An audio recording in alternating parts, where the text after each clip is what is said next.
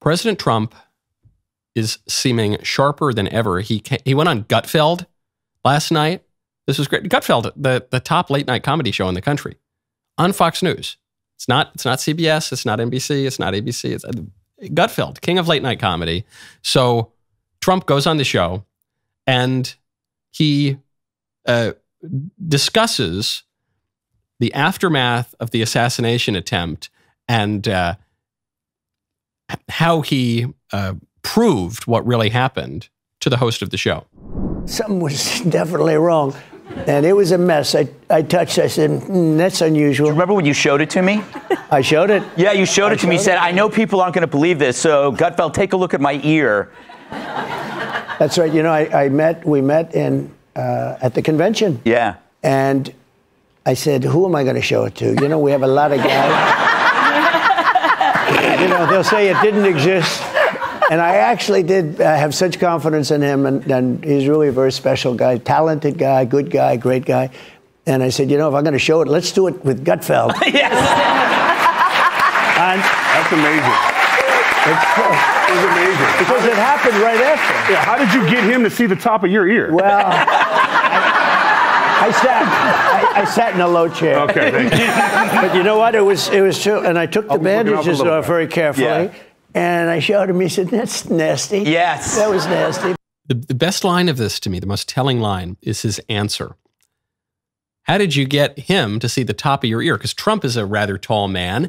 Greg, not the most vertically endowed person in the world. You know, he's certainly a little bit shorter than President Trump. So Trump, he's telling the story. He's telling the story in a compelling way.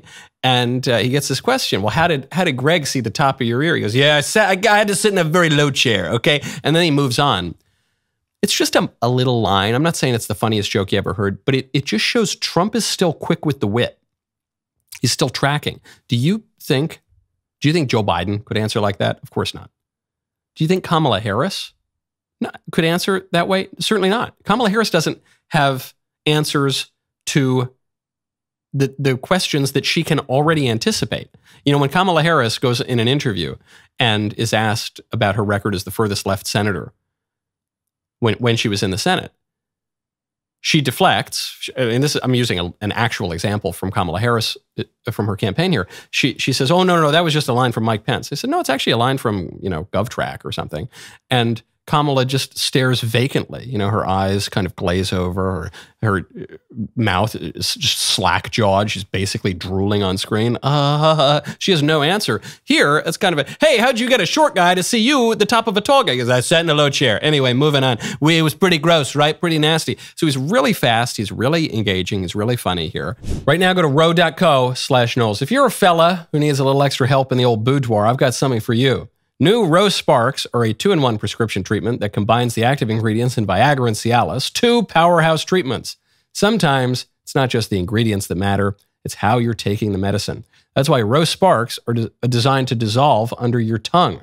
This dissolvable treatment hits your bloodstream faster than the old pills, keeping you present with your partner, or as we used to call those people, your spouse, instead of waiting for a pill to work. Plus, tadalafil is the active ingredient in Cialis and lasts in the system for up to 36 hours. So when the mood is right, you'll be ready without another dose. Also, tadalafil is just kind of fun to say.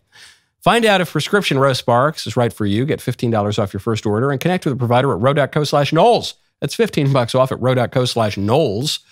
Compound drugs are permitted to be prescribed under federal law, but are not FDA approved and do not undergo FDA safety, effectiveness, or manufacturing review. Only available prescribed after an online consultation with a provider. And then my favorite line of the whole interview is when Trump discussed the debate.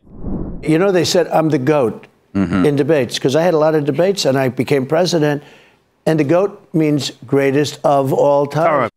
Look, I'm the GOAT. I'm totally goated, okay? This is really good stuff. It reminds me of an observation that I think Chris Rock made this observation about Joan Rivers. And he observed that Joan Rivers, even at the end of her life, she was pushing 80 or something like that, was making jokes about Beyonce, Michelle Obama. But I think it was specifically a Beyonce joke that Chris Rock was observing. He said, this woman was so hip. Even at 80, she was making pretty cutting edge, culturally relevant references. And so Trump here, he's using internet slang that many 34-year-olds couldn't use. Certainly couldn't use in a way that's charming and funny and not totally cringe. This guy's pushing 80, and he goes out and goes, they call me the GOAT, okay? I'm the GOAT. I'm the debate GOAT, okay? I'm so good that I made the president not be running for president anymore. I'm the GOAT, okay? It means the greatest of all time. All right, it reminds me of this bit in, I think it was in 2016, when he made some joke. He goes, we do a little trolling, okay? It's called we do a little trolling. And this is back, now we don't really use that verb as much anymore, but that was back when the verb was hipper. And he's just good, man. You don't get to be president on your first real go at public office. You don't get to be a hotshot playboy billionaire, king of network television by accident. And in Trump's public persona, probably at the core, is this incredible comedic stagecraft. It's very hard to do that. He's still got it. And Joe Biden doesn't have it anymore. He used to be pretty good at it. He doesn't have it anymore. And Kamala Harris never had it. And that's not great for Democrats. Very good for Republicans. That was a good clip. Now stop, ring the bell, subscribe to the Michael Knowles YouTube channel. We'll see you next time.